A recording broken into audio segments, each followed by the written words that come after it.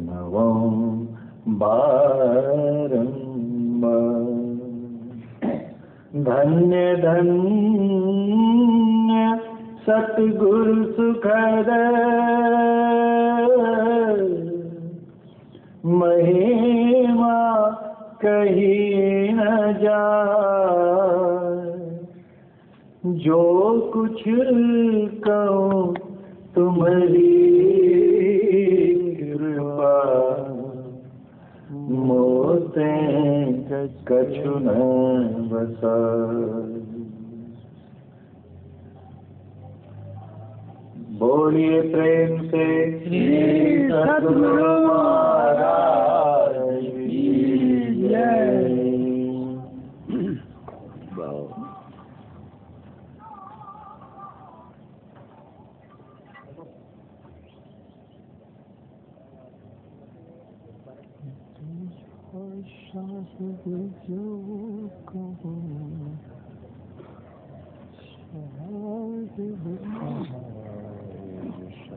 परमाराध्य संत सद्गुरु महर्षि नई परमहंस जी महाराज के त्रैलोक पवनकारी पाद पद्मों में प्रणाम। अपने निवासस्थ परम पूज्य स्वामी अच्युतानंद जी महाराज, मंचासीन आदरणीय अमोल बाबा, समवेत समादरणीय सज्जन वृंद, आदरणीय माताओं एवं भक्तिमती बहन,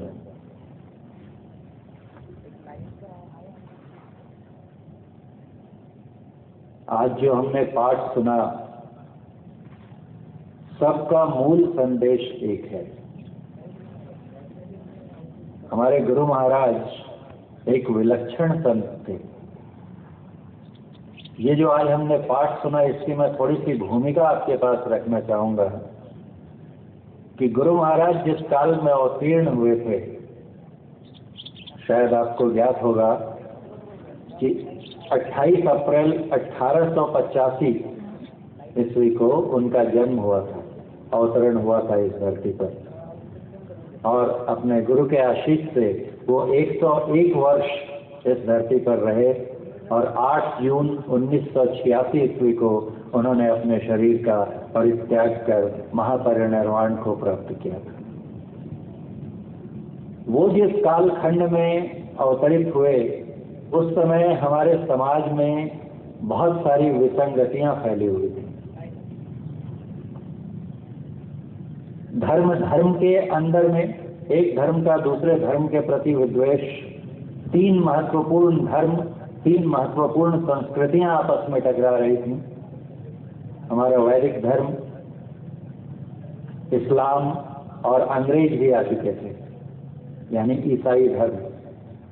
इन सब की भूमिका में बौद्ध धर्म और जैन धर्म तो थे ही, लेकिन बाकी टकरावों को छोड़ दिया जाए तो हमारे स्वयं के धर्म के अंदर भी अजीब विचित्र सी स्थिति हुई। हमने जो अभी पाठ सुना उसमें सामवेद, यजुर्वेद, ऋग्वेद सारे मंत्रों के पाठ सुने। उसके साथ में हमने संत कबीर साहब, संत दादू दयाल जी और हमारे गुरु महाराज की वाणी भी सुनी। अब देखिए कैसा माहौल था उस समय कि एक तरफ तो वेद उपनिषद आदि ग्रंथ थे और इन ग्रंथों के जानकार लोग थे, शास्त्रज्ञ लोग, और दूसरी तरफ संत महात्मा थे, और दोनों के बीच में बड़ी गहरी खाई जो और दिन प्रतिदिन गहरी होती जाती है। जो वेद उपनिषद काल थे उनका कहना था, जिनका ज्ञान सैद्धांतिक ज्ञान था, गुरुकुल में पढ़ाया जाता था उनको, उन्हें सारे वेद और उपनिषदों के श्लोक कंठस्थ याद रहते थे। छोटे से बच्चे को गुरुकुल से उठाकर खड़े करें, वो सैकड़ों श्लोक एकदम शुद्ध ध्वनि में उच्चारित करता था।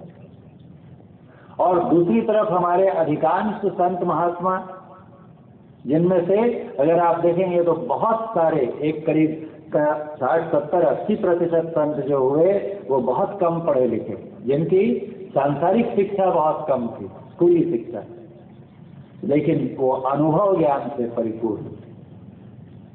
अब जो ऐसे संत हुए उनके अनुयायी, जिनकी आस्था अपने संतों में थी, अपने गुरुओं में थी, और एक तरफ जो उपनिषद और वेद के विद्वान, शास्त्रों के विद्वान लोग, ये दोनों आपस में एक दूसरे के से टकराव की स्थिति में रहते थे। जो वेद वाले लोग थे, जानने वाले वेदज्ञ लोग, वो कहते थे कि संत वंत को कुछ आता तो है नहीं, कोई शास्त्र वास्त्र पढ़ा नहीं है, फिजूल का अपना ज्ञान बघाते फिरते। और जो इन संतों के शिष्य लोग थे, अनुयायी थे, जिनकी अपने सदगुरुओं में आस्था थी, वो कहते थे कि ये वेद उपनिषद पढ़ने वाले एक पैसे का अनुभव ज्ञान तो है नहीं, किताबों में बैठ के अपने गुरुओं से रट रटा लेते हैं और इनको कुछ आता जाता नहीं है। यानी जो वेद जानने वाले वो संतों की निंदा करते थे, और जो संतों के अनुयायी हैं वो वेद जानकारों की निंदा करते थे कि बड़े चतुर्वेदी, त्रिवेदी, द्विवेदी बनते हैं, लेकिन एक भी वेद का अनुभव ज्ञान नहीं। तो एक ऐसी अजीब सी आपस में टकराव की स्थिति थी। ऐसी परिस्थिति में गुरु महाराज जब आए और उन्होंने देखा, वैदेही शरण दुबे जी एक बड़े वेद के प्रसिद्ध विद्वान थे, वो एक बार गुरु महाराज के सत्संग में आए और उनसे पूछा उन्होंने कि आप जो बात कहते हैं, क्या आपका ज्ञान वेदों में भी है? आपके जो उपदेश हैं, क्या वो वेद और शास्त्र सम्मत हैं? तो गुरु महाराज ने कहा कि देखिए, मैं तो वेद उपनिषद पढ़ा नहीं हूँ, तो मुझे पता नहीं कि वेदों में क्या है, उपनिषदों में क्या है। आप ऐसा करें कि मेरे कुछ सत्संग में आप उपस्थित रहें और सुने कि मैं कहता हूँ। आप वेद और उपनिषद में जो ज्ञान है उसको जानते हैं, मुझे जो कहना है वो भी सुने, और फिर आप ही बताएं कि मैं जो कहता हूँ वो ज्ञान वेदों में है या नहीं। तो बड़े श्रद्धालु थे, वो बैठे, गुरु महाराज का सत्संग उन्होंने किया, और जब सत्संग समाप्त हुआ, गुरु महाराज का प्रवचन समाप्त हुआ, आरती हुई, तब वो कहते हैं कि महाराज आप जो कहते हैं वो तो सबका सब वेदों का ही ज्ञान कहते हैं। आप कहते हैं कि मैंने वेद नहीं पढ़ा, उपनिषद नहीं पढ़ा, और आपके मुख से जो भी वाणी सुनी वो सारी की सारी उपनिषदों में और वेदों में भरी पड़ी है। आपका ज्ञान तो वेद बाह्य है ही नहीं। लोग वैसा आप संतों पर आरोप लगाते हैं। तो गुरु महाराज ने उनसे कहा कि आप एक कृपा करें कि जब यहाँ से जाते हैं तो उन्होंने वेदों का अनुवाद किया, तो उन वेदों की प्रतियां और उपनिषदों की अनुदित प्रतियां मेरे पास भिजवाएं, मैं उनका अध्ययन करूंगा। और उसके बाद गुरु महाराज ने स्वयं वेदों का अध्ययन किया, चारों वेदों को पढ़ा उन्होंने बड़े ध्यान से, और उसमें से ढूंढकर 100 ऐसे सूत्र निकाले और सबके सामने रख दिया। उसकी भूमिका प्रस्तावना में बहुत बड़े वेदालंकार जी उन्होंने लिखी कि बाप रे, महर्षि मेही जी का जो ज्ञान है, ये तो जो संत मत और वेद मत है, इन दोनों के बीच में जो खाई निर्मित हो गई थी उसको पाटने वाली। उन्होंने ढूंढ कर वेदों से श्लोक निकाले और बताया कि देखिए, जो कबीर साहब ने कहा, जो भगवान बुद्ध ने कहा, जो नानक जी ने कहा, जो मां सहजोबाई ने कहा, जो भी संत लोग कह गए, वही ज्ञान वेद और उपनिषद में है। इससे आगे जाकर उन्होंने कहा कि संतों को जिस ज्ञान का गौरव है, सबसे ऊंची साधना जो संतों की है, नाद साधना, नादानुसंधान अथवा सुरत शब्द योग, वो जो है दरअसल उसकी मूल भित्ति, उसका आधार जो है वो उपनिषदों में मौजूद है। तो उन्होंने वेदों को पढ़ा, वहां से मंत्र निकाले, उपनिषदों को पढ़ा, वहां से मंत्र निकाले, संतों की वाणियां एकत्र की। आधुनिक जो टीकाकार हुए, अभी जिन्होंने वेद उपनिषदों पर व्याख्याएं लिखी हैं, उदाहरण के लिए बाल गंगाधर तिलक जी, हमारे बापू महात्मा गांधी जी, उन सब की वाणियों को संकलित किया और बाद में अपनी वाणी को भी रखा और पूरा दिखा दिया उन्होंने, सिद्ध करके कि सब में एक ही बात बताई गई है, जो ज्ञान वेदों उपनिषदों में है वही ज्ञान संतों का भी है। पीछे कुछ आप देखेंगे, जो हमारा पुस्तक स्टॉल है वहां पर सत्संग योग नाम की एक पुस्तक है, वो 4 भागों में है, अधिक कीमत नहीं है, मेरे ख्याल से 50 रुपए के आसपास है। अद्भुत विलक्षण पुस्तक है। उसमें वेद उपनिषदों के मंत्र भी, जिससे मैंने अभी पाठ किया, इसमें संतों की भी वाणियां हैं, और गुरु महाराज ने निर्विवाद रूप से सिद्ध कर दिया कि वेद उपनिषद और संतों की वाणियां एक दूसरे की परस्पर विरोधी नहीं बल्कि समर्थक है। ये इतना बड़ा योगदान था गुरु महाराज का, जो कि आज तक में उसकी तुलना नहीं की जा सकती। तो अभी जो आज हमने पाठ सुना, उसमें क्या सुना? उसमें सुना कि देखिए हम लोग पूजा करते हैं, वेद स्पष्ट कहता है, क्या कहता है कि ये संसार, इस संसार में मौजूद चीजों की जो उपासना करता है, देश काला और छिन्न वस्तु की जो उपासना करता है, वह ब्रह्म नहीं है। क्या अर्थ हुआ इसका? थोड़ा कठिन लगता है। ये संसार सामान्यतः किसकी आराधना हम लोग किसकी करते हैं? हम मंदिरों में जाते हैं, बाहर के मंदिरों में जाते हैं, वहां देवी देवताओं की प्रतिमाएं हैं, उनकी उपासना करते हैं, आराधना करते हैं। स्वयं वेद भगवान कहते हैं कि वो जो प्रतिमाएं हैं, उनकी जो आराधना हम करते हैं, दरअसल वो परमात्मा का सच्चा स्वरूप नहीं है, वो परमात्मा का प्रतीक है। प्रतीक, संकेत, सिंबल, चिन्ह, वो स्वयं परमात्मा नहीं है। बहुत बड़े महात्मा हुए स्वामी विवेकानंद जी, उनका नाम पूरी दुनिया जानती है। वो कहते थे कि पत्थर की जो प्रतिमा है उसमें परमात्मा है, ये मानने में कोई बुराई नहीं है, लेकिन जो पत्थर की मूर्ति है वो स्वयं परमात्मा है। यदि हम ये मानने की भूल करें तो हमारा ज्ञान भ्रामक होगा और असत्य होगा। क्या कहना चाहते थे स्वामी विवेकानंद जी? कि क्या हम पत्थर की मूर्ति की पूजा नहीं करें? संत महात्मा क्या कहते हैं कि हम मूर्ति उपासना नहीं करें? ऐसा उन्होंने कभी नहीं कहा। कुछ लोग उनके खिलाफ ये भी प्रचार करते हैं, ये निर्गुणी संत लोग हैं, ये बोलते हैं कि पूजा पाठ जो है सगुण उपासना मत करो। गुरु महाराज ने कभी ऐसा नहीं कहा। उनका एक वाकया बताता हूँ, सुना था मैंने कि जब भी कोई संत हुए हैं तो उस समय में उनके विरोधी लोग भी होते हैं, जो उन्हें बदनाम करने की चेष्टा करते रहते हैं, षड्यंत्र फैलाते रहते हैं। हर संत की जिंदगी में हुआ है। अपने महाराष्ट्र से देखेंगे संत एकनाथ जी, उनके खिलाफ कितना किया गया, संत तुकाराम जी, सबको परेशान करने की कितनी कोशिश की गई। तो वैसे ही कुछ विरोधी लोग गांव में अपने जाकर और फैलाते रहते थे कि ये जो साधु बाबा हैं, नहीं बाबा, ये तो एकदम सिखाते हैं कि कोई भगवान की उपासना मत करो, देवी देवता की उपासना मत करो। गांव वाले लोग मानते नहीं थे, तो उन्होंने एक साजिश रची और गुरु महाराज के पास अनुरोध लेकर गए, विनती लेकर गए कि हुजूर हमारे गांव में चला जाए, हम लोग वहां आपका सत्संग रखना चाहते हैं। गुरु महाराज ने कहा बड़ी अच्छी बात है, मैं तो सत्संग सेवक हूँ, सत्संग की सेवा करना ही मेरे जीवन का उद्देश्य है, अवश्य आऊंगा। वह नियत तिथि पर आए, गुरु महाराज को लेकर चले। उस समय बैलगाड़ी का जमाना था। गुरु महाराज बैलगाड़ी पे चल के ऐसी जगह पर भी जाते थे जहाँ बैलगाड़ी भी नहीं पहुँच सकती थी, फिर वहां से उतर के पैदल यात्रा करते थे और लाखों लाख लोगों के बीच में जाके इस अद्भुत ज्ञान का प्रचार प्रसार करते थे। तो जब उस गांव की सीमा पर पहुंचे तो आप देखेंगे जो पुराने गांव होते थे उनकी बाहर की सीमा पर ही मंदिर हुआ करते थे। कहीं शिव भगवान का शिवालय है, कहीं पर हनुमान जी की का मंदिर है।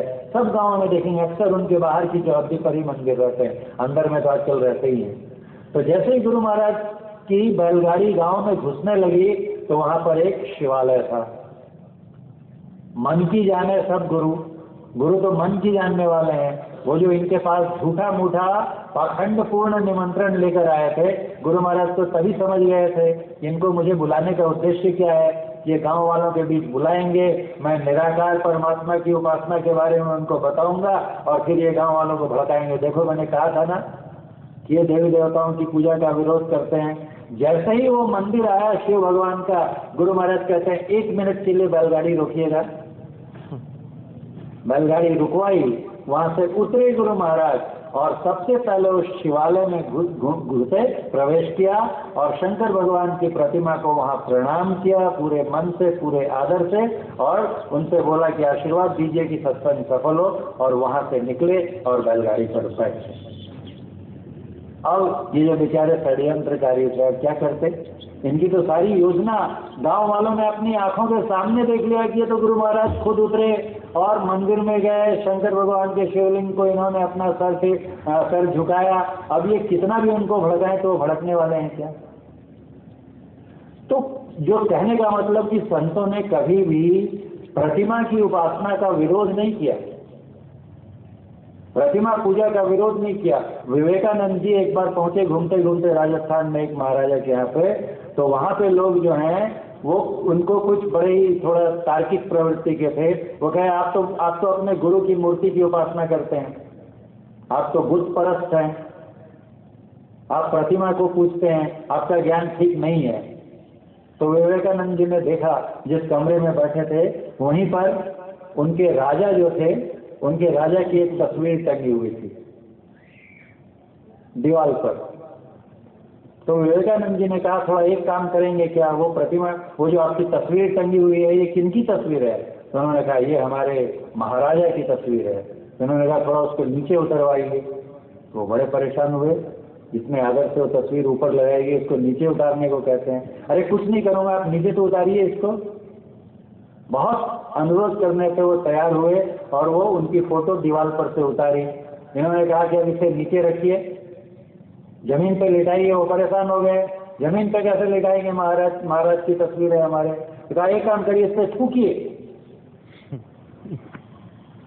अब तो भड़क गए कि आप साधु हैं कि क्या है, क्या अनर्गल बातें करते हैं, ये हमारे महाराजा की तस्वीर है, इस पर हम थूकेंगे। उन्होंने कहा अरे फोटो ही है ना, कागज की बनी हुई तस्वीर है, ये आपके महाराजा थोड़े ही हैं, मैं आपको महाराजा पर थूकने के लिए थोड़ी कह रहा हूँ, इस तस्वीर पर थूकिए, इसमें राजा हैं क्या आपके? तो कहते हैं अरे हमारे राजा नहीं है, लेकिन उनका चिन्ह तो है। पूज्य बाबा हमारे बीच पधार चुके हैं, हम उनका स्वागत करें। बोलिए प्रेम से श्री सद्गुरु महाराज की जय, श्री सद्गुरु महाराज से श्री सद्गुरु महाराज की जय। तो विवेकानंद जी ने कहा उनसे कि देखिए ये तो आपके महाराज की सिर्फ तस्वीर है, कागज में निकाली गई है, तो इसका अपमान करने में क्या हर्ज है, मैं आपके महाराजा का अपमान थोड़ी कर रहा हूँ। तो उन्होंने कहा कि भले ही ये कागज की तस्वीर है, निर्जीव है, इसमें प्राण नहीं है, लेकिन ये हमें याद दिलाती है किसकी, हमारे राजा की। ये उनका चिन्ह है, उसका प्रतीक है। जब इनको देखते हैं तो हमें अपने महाराज के प्रति श्रद्धा उपजती है। भले ही ये महाराज नहीं है, लेकिन इसमें जो हमारी भावना है वो महाराज की है। तो विवेकानंद जी ने कहा यही तो हम भी करते हैं। जो मंदिर में प्रतिमाएं हैं वो भले ही परमात्मा नहीं है, लेकिन उन्हीं का प्रतीक हैं। और जब हम मंदिर में जाते हैं तो हमारी श्रद्धा ये होती है कि उस प्रतिमा को देखकर हम उस परमात्मा की आराधना करने की चेष्टा करते हैं, वहां पर श्रद्धा रखते हैं। तो ये जो है हमारे वैदिक धर्म में, लगभग सभी धर्मों में किसी न किसी रूप में, मैं ये कहता हूँ कि जो लोग हमारे ऊपर ये इल्जाम लगाते हैं कि ये बुत परस्त हैं या मूर्ति पूजक हैं, किसी न किसी रूप में सभी प्रतीकों की उपासना करते हैं। दुनिया का कोई ऐसा धर्म मजहब नहीं है जो ये कहे कि मैं प्रतीक की पूजा नहीं करता। ये अलग बात है कि हम तस्वीर न लगाएं, मूर्ति न लगाएं, वहां पर कोई मकानों की तस्वीर लगाएं, काबे की तस्वीर लगाएं या फूल की बेलें लगाएं, लेकिन किसी न किसी रूप में प्रतीकों की उपासना हर जगह होती है। प्रतीक आवश्यक है, लेकिन हमारा वेद क्या कहता है? कहता है कि इस बात का हमें ध्यान रहना चाहिए कि ये जो प्रतीक हैं ये ही भगवान नहीं है, ये उनकी ओर निर्दिष्ट करने वाले इशारे हैं। उनको देखकर हमें ये याद करना चाहिए कि हमें उपासना किसकी करनी है। नहीं तो हम प्रतीकों में उलझे रह जाते हैं, प्रतिमाओं में उलझे रह जाते हैं। अच्छा एक और बात विचार करके देखिए कि हमारे यहाँ कितने देवी देवता हैं? बताया गया है 33 करोड़ देवी देवता हैं। कितनों की उपासना हम लोग कर सकते हैं? हर दिन अगर करें, हर दिन हर दिन 10, 20, 50 देवी देवताओं की भी उपासना करते जाएं और हमारी 100 साल की जिंदगी है तो कम पड़ जाएगी। और बहुत से 33 करोड़ में से तो कितनों के हमें नाम भी नहीं पता। और एक ही देवी देवता, जैसे उदाहरण के लिए लीजिए भगवान श्री कृष्ण। अब भगवान श्री कृष्ण का कौन सा रूप है? हममें से किसी ने देखा है? जितने मंदिर हैं हमारे देश में या बाहर चले जाएं तो क्या हर जगह एक ही कृष्ण की प्रतिमा रहती है? जितने कैलेंडर पे हमारे घर घर में तस्वीर रहती है भगवान श्री कृष्ण की, सब में कुछ ना कुछ अंतर होता है। एक भगवान की भी कितने तरह के चित्र। असली भगवान श्री कृष्ण कैसे हैं, उनके दर्शन किए हमने। किसी ने भगवान श्री कृष्ण से पूछा कि आप रहते कहाँ हैं और आपका सच्चा स्वरूप कहाँ है। तो जैसे हमसे कोई पूछते हैं कि हमको बाबा से दीक्षा लेनी है तो कहाँ है, आप अपना एड्रेस बता दीजिए। तो मैं बताता हूँ, आइए जिला स्टेडियम है, उसके आगे आकाशवाणी है, वहाँ से आगे बढ़ेंगे तो हवेली गार्डन रोड आता है, उसके पहले वासेकर लेआउट है, वहाँ पर 63 नंबर का प्लॉट मेरा है। वहाँ पूछेंगे आप पीके सिंह सर कहाँ रहते हैं तो बता देंगे लोग, आ जाइए। अपना पता बताता हूँ। कृष्ण भगवान से पूछा अर्जुन ने तो उन्होंने भी अपना पता बताया कि मैं कहाँ रहता हूँ। वो कहते हैं न तद भासयते सूर्यो न शशांको न पावक यद गत्वा न निवर्तन्ते तद धाम परमम। क्या कहते हैं भगवान श्री कृष्ण अपना पता एड्रेस बताते हुए? कहते हैं कि न तद भासयते सूर्य, जहां सूर्य नहीं चमकते, यानी सूर्य वहां पर नहीं है। न शशांको, चंद्रमा भी नहीं है। न पावका, अग्नि या प्रकाश का और कोई दूसरा स्वरूप भी वहां नहीं है। और फिर जो मेरे पास एक बार आ गया तो कहते हैं यद गत्वा न निवर्तन्ते, जहां जाकर कभी कोई वापस नहीं लौट सकता, तद धाम, वो धाम जो है, वो घर जो है, वो मेरा परम धाम है, असली धाम है, वहां मैं रहता हूं। अभी हमने सुना संत कबीर साहब क्या कहते हैं, कहाँ उस देश की बतिया जहां नहीं होती दिन बतिया, ना वहां नहीं रविचंद्र नहीं तारा। वही बात कहते हैं, देखिए वहां पर न रवि यानी सूर्य नहीं है, चंद्रमा नहीं है, तारा नहीं है, नहीं बिना अंधियार बिना उजियार, सबको किसी तरह का कोई प्रकाश नहीं, ना वहां पर धरनी नहीं है, हवा नहीं है, पानी नहीं है। वो कहाँ जाते हैं, उनको देख कौन पाता है? तो कहते हैं लखै कोई राम का प्यारा। संत सद्गुरु जो भगवान के सच्चे उपासक होते हैं वो वहां पहुंचते हैं। जितनी भी संत, दादू दयाल साहब ने भी वही कहा, संतन की गति गोई दादू जाने न कोई। जहां पर परमात्मा रहते हैं वहां का पता कुछ अलग है। हम इतनी प्रतिमाओं में से कितनों की उपासना करेंगे, सोच कर देखिए। और ये सारे प्रतीक हैं, झगड़ा करने की कोई बात नहीं है, जबकि आपस में ही झगड़ते हैं। शिव भगवान के उपासक अपने को शैव कहते हैं, विष्णु भगवान के उपासक अपने को वैष्णव कहते हैं। कहीं कहीं इन दोनों संप्रदायों में इतनी फनी रहती है कि मारपीट तक हो जाती है। वो कहते हैं भगवान शिव बड़े हैं, ये कहते नहीं विष्णु भगवान बड़े हैं। दक्षिण भारत में तो ये विभाजन रेखा बहुत मजबूत है। अगर आप जाएंगे तो वहां पर एक अलवार संप्रदाय है, एक नायनार संप्रदाय है। उनके टीके लगाने की भी के तरीके अलग है। अगर ऐसा हॉरिजॉन्टल लाइन में चंदन लगाया तो किनके उपासक, और वर्टिकल लगाया तो किनके उपासक। उनके चंदन और टीके की दिशा से ही आप समझ जाएंगे कि ये विष्णु भगवान के उपासक हैं और ये शिव भगवान के उपासक हैं। कोई काली माई के उपासक हैं, वो कहते हैं पूरी दुनिया को माता ही, जो माता ने सृजन किया, विष्णु महेश और शिव को भी वही शक्ति प्रदान करती हैं। आपस में ही झगड़े का निपटारा। गुरु महाराज से किसी ने पूछा क्या माँ काली को मानते हैं? उन्होंने कहा बिल्कुल मानता हूँ। आप भगवान शिव को मानते हैं? कहा उनको भी मानता हूँ। आप विष्णु भगवान को मानते हैं? तो कहा उनको भी मानता हूँ। तो इन सब को मानते हैं तो फिर ईश्वर? तो बोले इन सब का जो सच्चा स्वरूप है ये तो सिर्फ उनका बाहर से दिखने वाला रूप है। माँ काली का बाहर से दिखने वाला रूप है, कृष्ण भगवान का बाहर से दिखने वाला रूप है, लेकिन इनका स्वरूप क्या होता है? एक होता है रूप, एक होता है स्वरूप और एक होता है स्वरूप। रूप यानी कोई आकृति, त्रिभुजाकार, चतुर्भुजाकार, हर एक की हमें की एक एक की आकृति है। और स्वरूप यानी जो रूप के साथ हो। और स्वरूप क्या होता है? अपना रूप। अपना रूप कौन सा है भगवान श्री कृष्ण का? एक तो मुरली बजाते हुए, गौ चराते हुए, राक्षसों का वध करते हुए, महाभारत युद्ध का नेतृत्व करते हुए भगवान श्री कृष्ण का स्थूल शरीर था। लेकिन क्या वो वही उनका अपना शरीर था? उन्होंने स्वयं उस महाभारत के युद्ध में कली पूज्य बाबा से सुना कि अर्जुन को अपना विराट रूप दिखाया। इतना विशाल रूप की रोम रोम में ब्रह्मांड समाये हुए, कितने असंख्य लोग जीव जंतु प्रवेश कर रहे हैं, उसमें नष्ट होते जा रहे हैं और उससे नए नए निकलते जा रहे हैं। इतना भयंकर विराट रूप कि अर्जुन देखकर थर थर कांपने लग गया, भयभीत हो गया और प्रार्थना की कि अपने सौम्य रूप में वापस आ जाए। विराट रूप, भगवान वामन ने भी विराट रूप धारण किया था।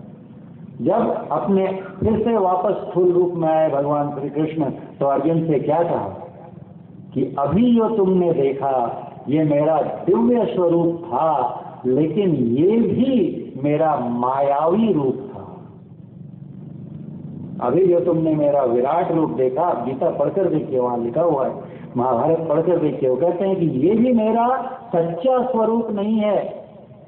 अगर मुझसे मिलना चाहते हो और मेरे ओरिजिनल फॉर्म में मिलना चाहते हो तो वही पता, न तद्भास्यते सूर्य न शशांको न पावक, वहां आना पड़ेगा तुम्हें अर्जुन। तो विराट रूप जो है, दिव्य रूप जो है, वो भी उनका असली रूप नहीं है। गुरु महाराज ने कहा कि काली माई का जो सच्चा स्वरूप है, दुर्गा माँ का जो सच्चा स्वरूप है, भगवान विष्णु का, किसी का भी, इनफैक्ट किसी का भी, जितने जीव हैं सबका सच्चा स्वरूप एक है। और उस एक की जो आराधना करेगा, तो जो उस एक जो सबका स्वरूप है उसको अगर हम पकड़ लेंगे तो हम सब में घुस जाएंगे कि नहीं घुस जाएंगे। एक छोटी सी कहानी के साथ मैं खत्म करूंगा। हमारे पूज्य संतसेवी परमहंस जी महाराज, हमारे गुरु महाराज के शिष्य, उधर जिनकी तस्वीर है बाबा की ओर, संतसेवी परमहंस जी महाराज, वो एक बार दिल्ली गए अपने आंखों का इलाज कराने। तो आंखों के स्पेशलिस्ट थे, उनके पास पहुंचे तो वो बेचारे श्रद्धालु थे, इनका इलाज तो किया ही और फिर इनसे कुछ धर्म की चर्चा करने लगे डॉक्टर से। तो बातों के क्रम में संतसेवी महाराज जी ने उनसे पूछा कि अच्छा आप पूजा पाठ भी करते हैं? तो उन्होंने कहा जी करता हूँ। बोले किन की करते हैं? तो कहा भगवान शिव की करता हूँ और हनुमान जी का तो मैं एकदम पक्का भक्त हूँ, दुर्गा माता की भी उपासना करता हूँ और 3-4 नाम गुणन गिनाए। इन्होंने कहा इतने भगवान की उपासना करते हैं, क्यों सिर्फ एक की क्यों नहीं करते? तो वो हंसे और बोले कि इतने भगवान तो इतने की मूर्तियां हैं हमारे यहाँ, अगर इनकी पूजा नहीं करूंगा, एक की करूंगा, एक को छोड़ दूंगा तो दूसरे नाराज नहीं हो जाएंगे हमसे, इसलिए मैं सबकी पूजा करता हूँ। तो इन्होंने फिर उनसे पूछा कि अच्छा ठीक है, कितने देवी देवताओं के नाम आप गिना सकते हैं बताइए? तो 10-15 गिनाते गिनाते तो बेचारे परेशान, और कहा कितने देवी देवता हैं? बोले 33 करोड़। 33 करोड़ में मान लिया जाए कि आपने 50 और 100 की भी पूजा कर ली तो जमाना मेजॉरिटी का है। 33 करोड़ माइनस 100 बचे कितने? 32 करोड़ 99,900 इतने देवी देवताओं की पूजा नहीं की, ये जब आपसे नाराज हो जाएंगे तब क्या करिएगा? डॉक्टर साहब तो फंस गए अपने लॉजिक के तर्क के घेरे में, क्योंकि हम करते कुछ गलत हैं और किसी ने टोका तो उसको फिर तर्क का जामा पहनाने की कोशिश करते हैं। अब उनके पास कोई उत्तर ही नहीं सूझे तो तब ये पूछते हैं अच्छा एक बात बताइए डॉक्टर साहब, आपने कहाँ तक पढ़ाई की?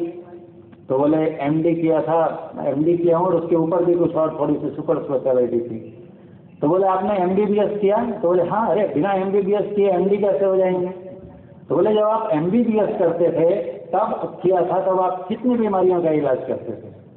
बोले एमबीबीएस तो किसी भी बीमारी का इलाज कर सकता है, वो तो जनरलिस्ट होता है, जो भी उसके पास आएगा हर एक का इलाज कर सकता है, आँख का, कान का, नाक का, गले का, मलेरिया हो गया, टाइफाइड हो गया। तो बोले अच्छा एमबीबीएस के बाद आपने एमडी किया तब कितनों का इलाज करते हैं? बोला अब तो सिर्फ एक आँख का इलाज करता हूँ, बाकी के पेशेंट मेरे पास आते ही नहीं। और बोले उससे भी ऊपर कुछ डिग्री बताई आपने? बोले हाँ उसमें मैं रेटिना और ये सब कुछ, उसमें भी और सुपर स्पेशलिटी है हमारी। तो बोले जब आप घटते जा रहे हैं एक आप बढ़ रहे हैं कि घट रहे हैं? बोले तब आप बड़े डॉक्टर थे जब सब बीमारियों का इलाज करते थे, या अब आप बड़े डॉक्टर हो गए जब आप एक छोटी सी बीमारी का इलाज करते हैं?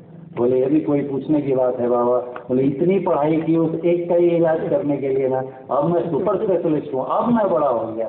तो बोले पर जब इतनों की आराधना छोड़कर एक में आ जाएंगे तो आप बड़े उपासक होंगे कि छोटे उपासक हो जाएंगे? अरे वही एक सत्ता जो सब रूपों में व्याप्त है, उसकी आराधना करेंगे तो सबकी आराधना होगी कि नहीं होगी? वो समझ तो गए, लेकिन थोड़ा सा अभी भी उनके मन में इधर उधर कुछ बाकी था, क्योंकि जल्द ये जो मन जो है हमारा ना, इतने सालों से गड़बड़ करता रहा है कि इतनी आसानी से तैयार नहीं होता है। उन्होंने कहा अच्छा आपके पास मकान यहाँ पर है? बोले बहुत अच्छा मकान है। गार्डन है? बोले हाँ गार्डन भी है। कभी आप खुद भी पानी पटाते हैं? तो बोले हाँ कभी फुर्सत मिली तो मेरा शौक है बोले पानी पटाना। बोले अच्छा एक पेड़ है उसमें कितने पत्ते होते हैं? बोले गिन भी नहीं सकते इतने पत्ते होते हैं।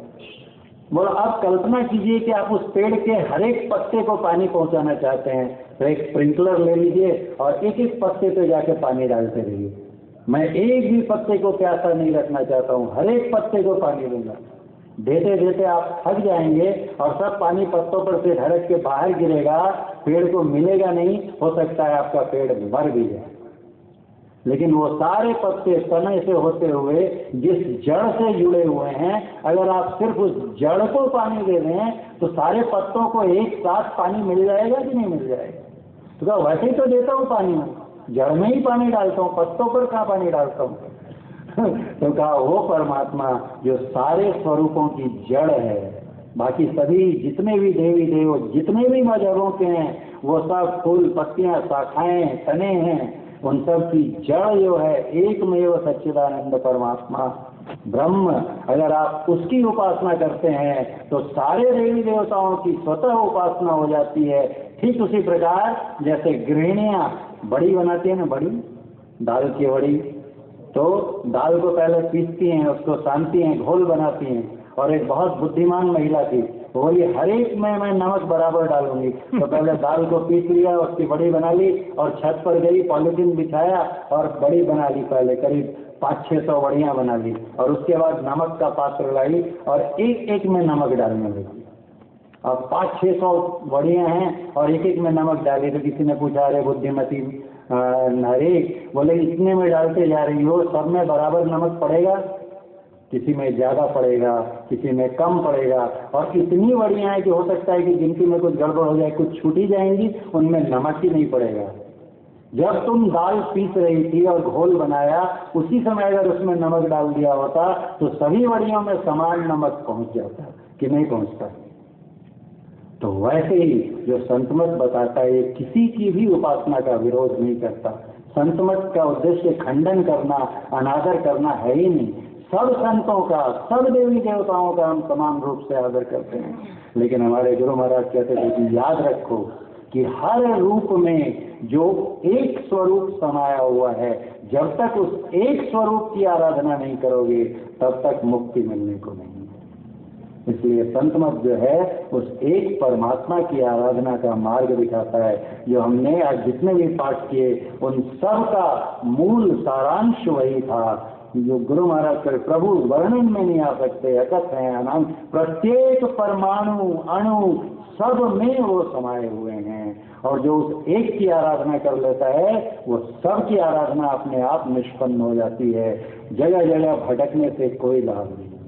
इसलिए आवश्यकता है कि जहां भी हम हैं, जिस भी रूप में हैं, वहीं पर बैठें और अंदर में अपने झांकेंगे। पहले परमात्मा अपने अंदर में मिलेंगे और एक बार जिसने अपने अंदर में परमात्मा को प्राप्त कर लिया वो बाहर में हर जगह परमात्मा का ही स्वरूप देखेगा और फिर सब उसके लिए आदरणीय हो जाते हैं, सब उसके लिए उपास्य हो जाते हैं। वो कभी किसी को कटु वचन कह नहीं सकता, कभी किसी की निंदा नहीं कर सकता। वो सबको समान रूप से प्यार करने वाला हो जाता है, क्योंकि सब में वो एक एक, हमारे एकनाथ जी गधे में भी परमात्मा को देखा था। इतना बढ़िया पवित्र गंगा जल ले जाके कहाँ रामेश्वर में चढ़ाने जा रहे थे और रास्ते में प्यास से तड़प रहा था गधा, उसे पिला दिया। किसी ने पूछा क्या कर दिया आपने? तो उन्होंने कहा कि मैं उसमें भी उसी परमात्मा को देखता हूँ। ये जल किस काम का जो दूसरे जल में मिल जाएगा? इससे अगर किसी के प्राण बच सके तो इससे बड़ा क्या होगा? तो हमारा महाराष्ट्र तो संतों की भूमि रहा है, इसीलिए तो महाराष्ट्र है। इसलिए थोड़ी इसका क्षेत्रफल एरिया बहुत बड़ा है, एक से एक संत यहाँ पर होंगे, एक से एक, गिनती करना मुश्किल है।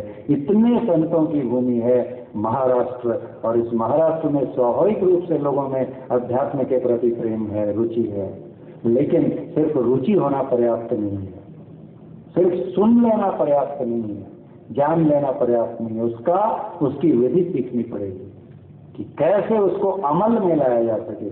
कितना भी हम थियरी पढ़ लें, जब तक प्रैक्टिकल नहीं करेंगे तब तक किसी काम का नहीं है। तो संत मत जो है प्रैक्टिकल की पद्धति बतलाता है। हम लोग पूज्य बाबा आ चुके हैं, बहुत देर से बैठे हुए हैं, हम लोग उनके श्रीमुख से सुनेंगे। मैं यहाँ पर उपस्थित श्री वी डी राउत